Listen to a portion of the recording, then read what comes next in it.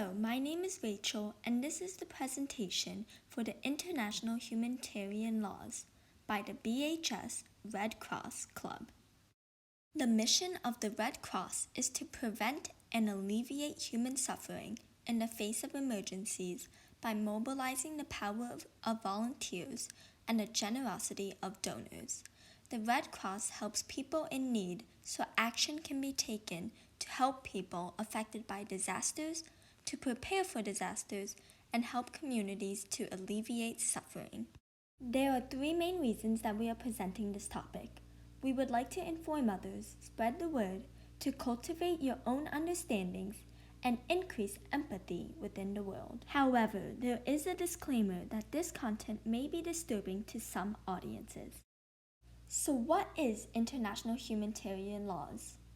International humanitarian laws, or IHL, are laws that were created in international conventions and are used during wartime to protect civilians and limit the amount of human suffering.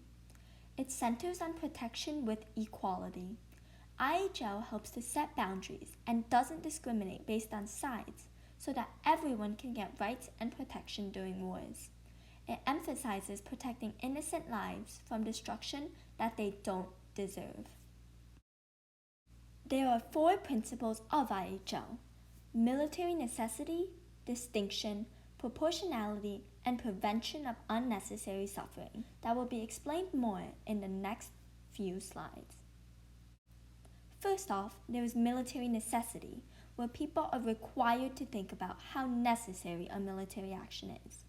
One example is burning down a bridge to prevent the enemy from crossing. If the enemy is hundreds of miles away, that would be considered an unnecessary action. Also, distinction is important to distinguish between civilians and military targets. Civilians cannot be targeted, while military targets can. Also, medical personnel and organizations like the Red Cross cannot be targeted. This image shows the distinction between civilians and military personnel that can or cannot be targeted. Next, proportionality is very important to evaluate the potential consequences of a military action. IHL describes how the military gain should be greater than the loss, or else it may be better to not act. The fourth principle is prevention of unnecessary suffering. The goal of IHL is to prevent as much unnecessary suffering as possible, especially to civilians that aren't directly involved in the war. Overall, IHL makes sure that the people being targeted are actually involved in the war, which helps to limit the amount of human suffering. It limits powers of countries and creates proportionality among civilians. IHL also helps to form basic knowledge of human rights and endorses relief programs to help alleviate the suffering. An autonomous weapon can select and engage a target without human involvement. There are three types of weapons. In-the-loop weapons require human input and discretion, which includes a gun. On-the-loop weapons are automatic, but require human confirmation to fire. In other words, they can only fire if a human allows it to, which includes a missile. Out-of-the-loop weapons require no human input at all, including landmines. Before our IHL campaign last year, 71% of students did not know what IHL was. Only 22.5% of students knew what autonomous weapons were. An average of 34% of students got the war crime questions wrong. An average of 32% of students got the war regulation questions wrong. And only 5% of people knew who Clara Button was. Some people thought that IHL was a type of gun law, which isn't necessarily correct. These are surprising results to show how little people know about IHL. During our IHL campaign last year, and what we're planning for this year, we are planning to increase the online outreach with activities promoting IHL.